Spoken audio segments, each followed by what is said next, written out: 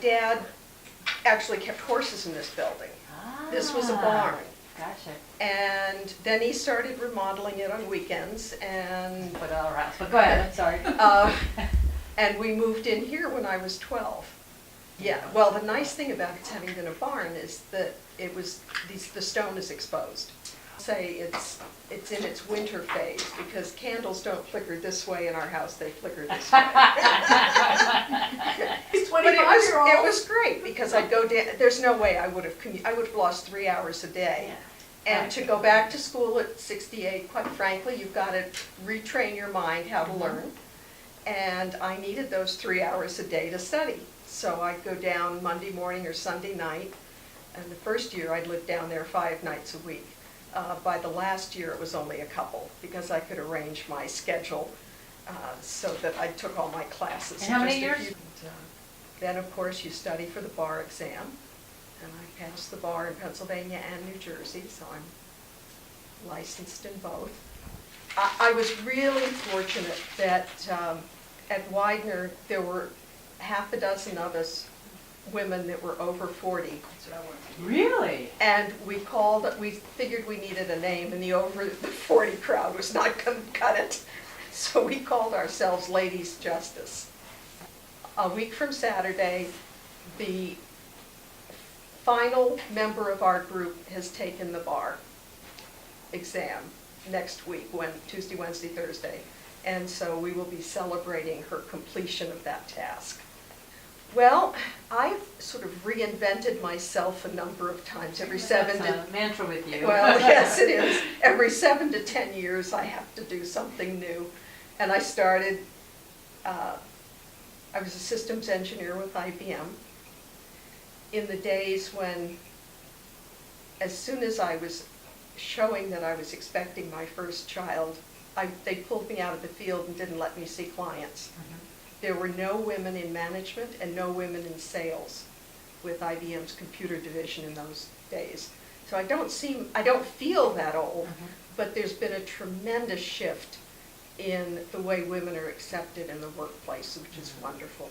Both my daughter-in-laws were able to work right up to the day before they delivered, and I think that's great. When the boys went to school, I decided rather than learn a new level of technology, I would try to move up with my contemporaries into management. So I went to Wharton and got an MBA. Actually applied economics, but my area is organization and strategy. And I went to work for a large international consulting firm, and I had a terrific mentor, a boss, and I guess I worked for them for about 7 or 8 years. Were they based here in Philly? In Princeton. 9/11, I was in the North Tower when the first plane hit. You know what? Take me back. Which tower did it hit first? The North Tower. Okay. And I was early for a meeting, so I was only on the 44th floor. And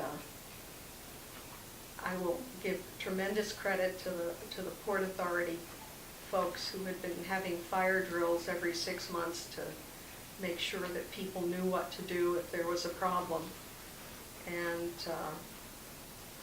when the incident happened and I was going down to the 43rd floor, which was where the kitchen was, debris just spewed down the hallways. I thought at first that the kitchen had blown up. But people were just very calm. They went to the stairs, they headed down the stairs. We moved to the side to let firemen with all their gear walk upstairs. Because of cell phones, we knew pretty quickly that the tower had been hit by a plane. But most of the people that were below where the planes hit were evacuated safely within an hour, and that's about all the time we had. So it was, went down and yeah, so it was down 44 flights of stairs.